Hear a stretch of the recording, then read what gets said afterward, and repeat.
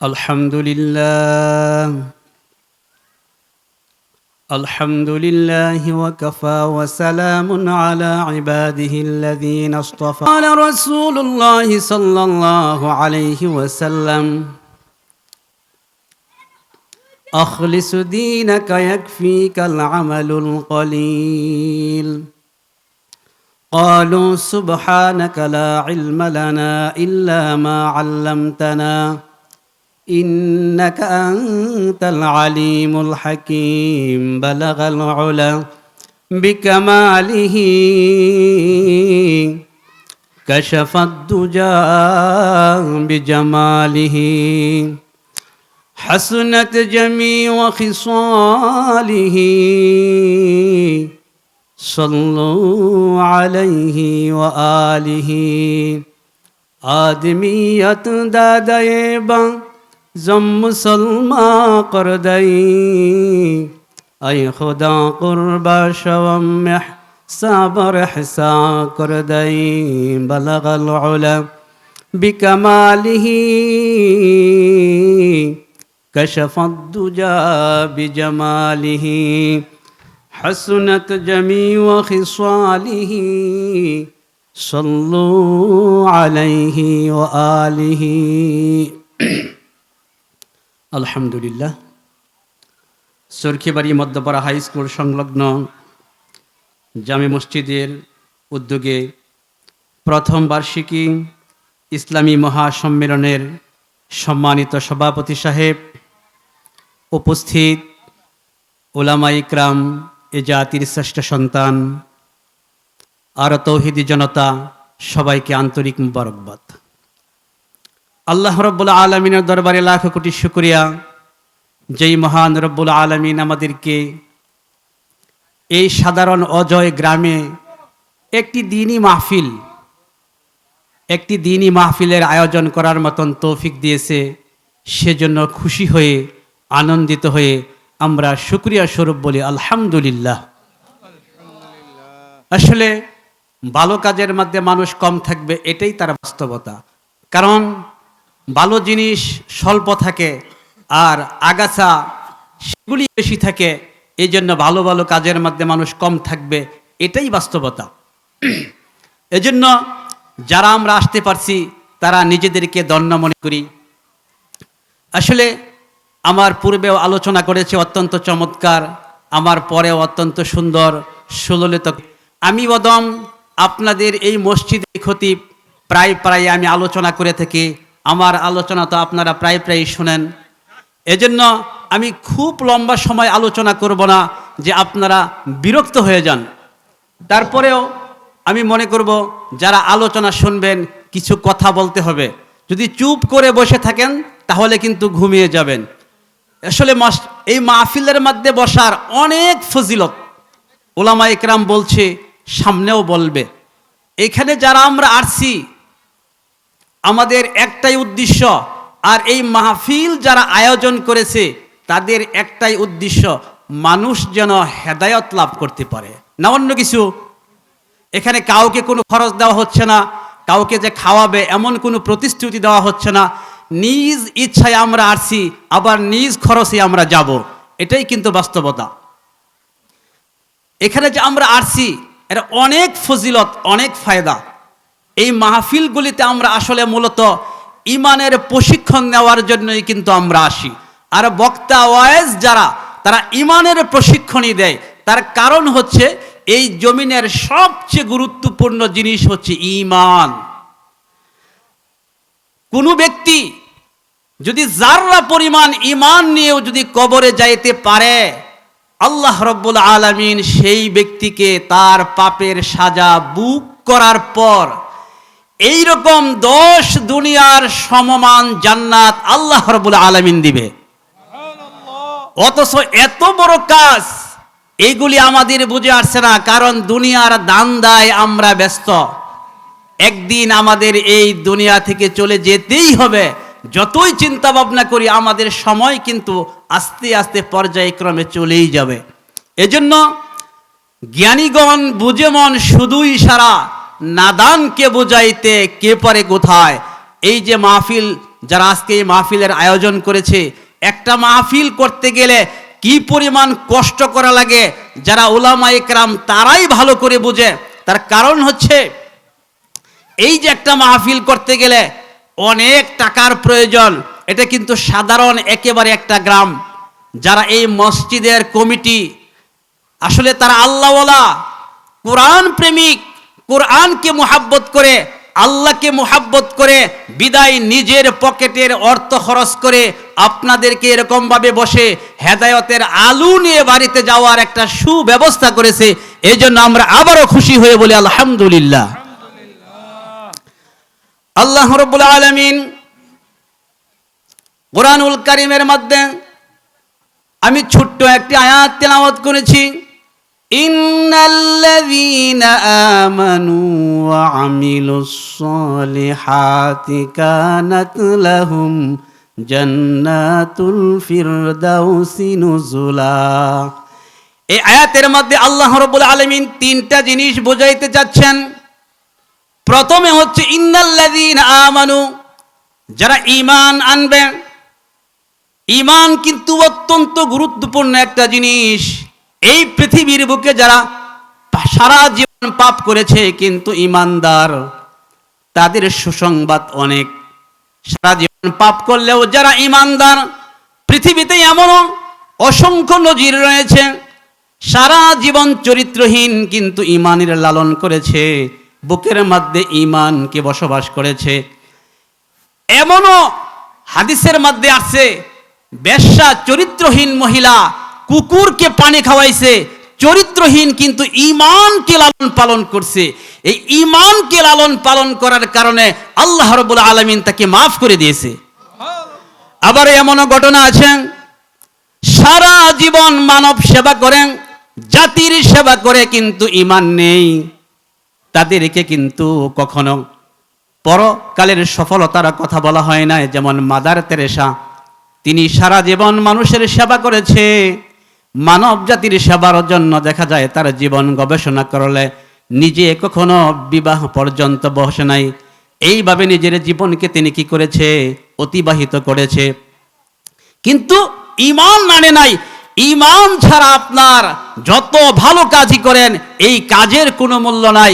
আর ঈমান যদি থাকে তাহলে কিন্তু আপনার বিপক্ষে, আপনার বিরুদ্ধে কিন্তু খারাপ শত্রু ঈমানের কিন্তু চুর ডাকাতো আছে। কারণ যে জিনিস বেশি ভালো তারই কিন্তু নকল, তারই শত্রু। মনে করেন যে কোনো খারাপ জিনিসের মধ্যে এগুলি মানুষে কিন্তু বেশি পাত্তা দেয় না। আর যে মূল্যবান জিনিস এই জিনিসের ভিতরেই কিন্তু মানুষ বেশি গবেষণা করে, কারণ ঈমান হচ্ছে সবচেয়ে বড় গুরুত্বপূর্ণ জিনিস। আপনি লক্ষ্য করে দেখবেন ঈমানকে ধ্বংস করার জন্য পৃথিবীতে অনেক অনেক ফেরকা, অনেক গোত্র, অনেক গ্রুপ লেগে আছে আমাদের সাথে সুন্দর সুন্দর কথা বলে, অথচ ঈমানকে নষ্ট করে ছাড়ে।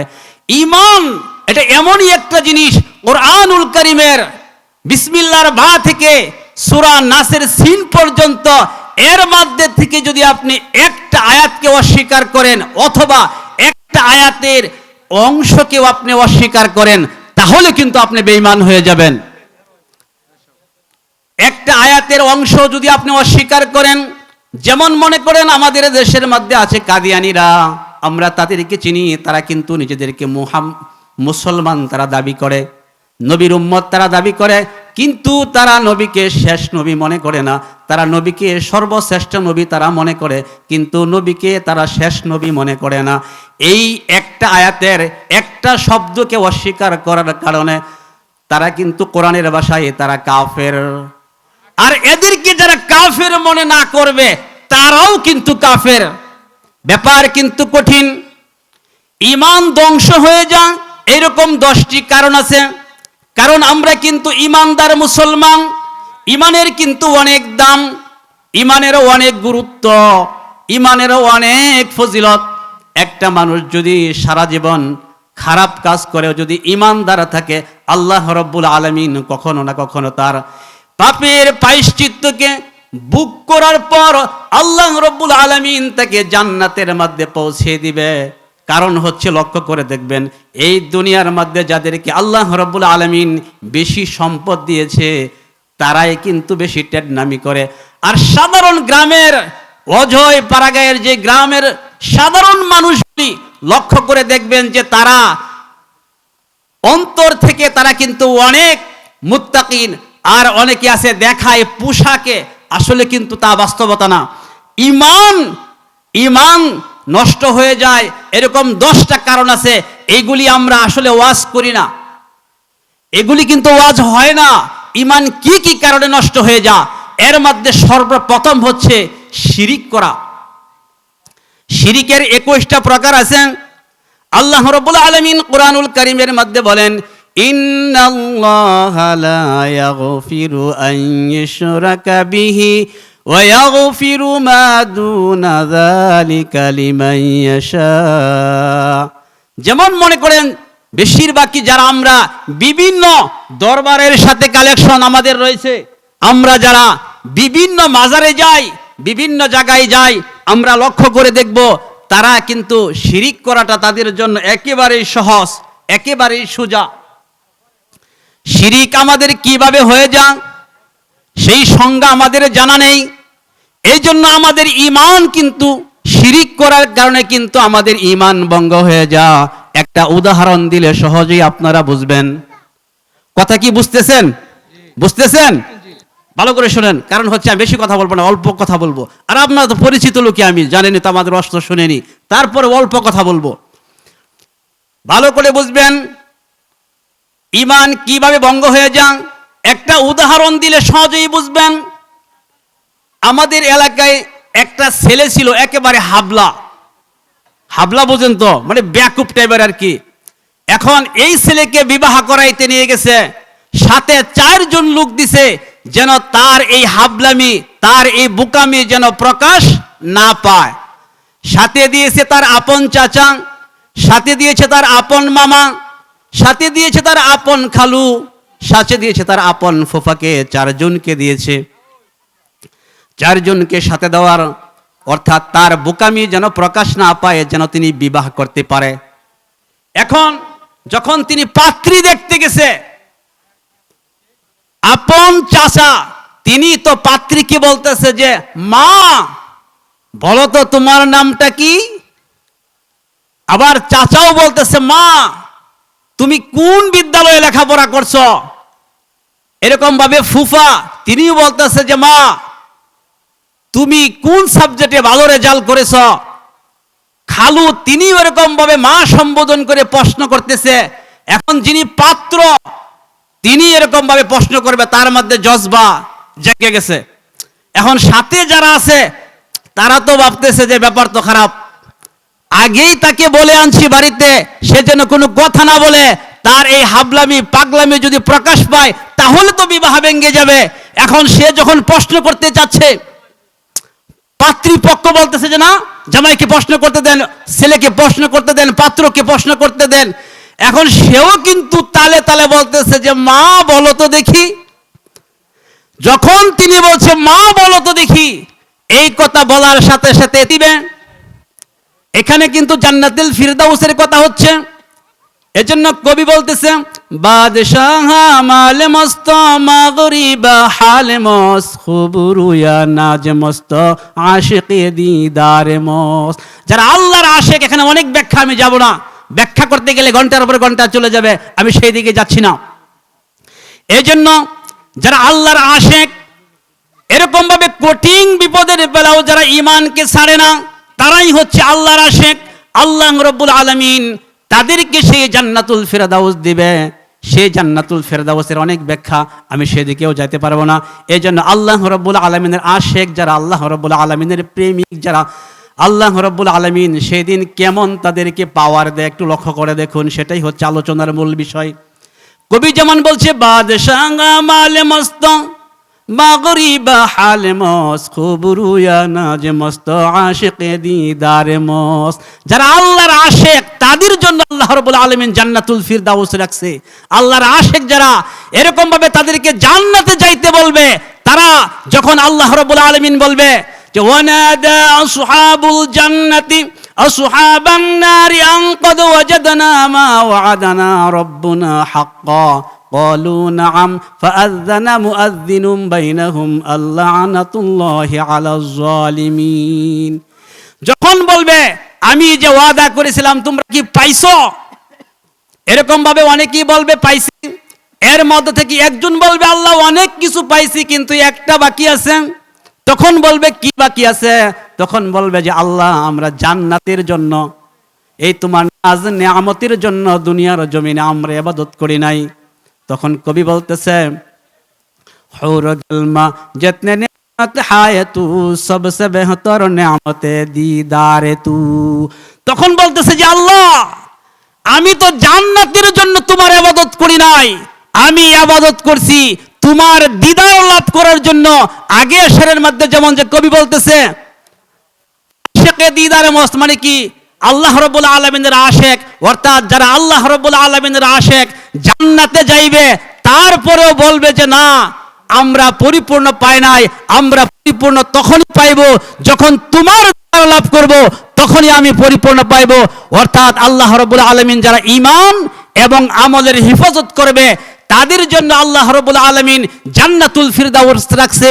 আর তারা জান্নাতে যাওয়ার পরেও তারা শান্তি হবে না, বাইনা ধরে বসবে।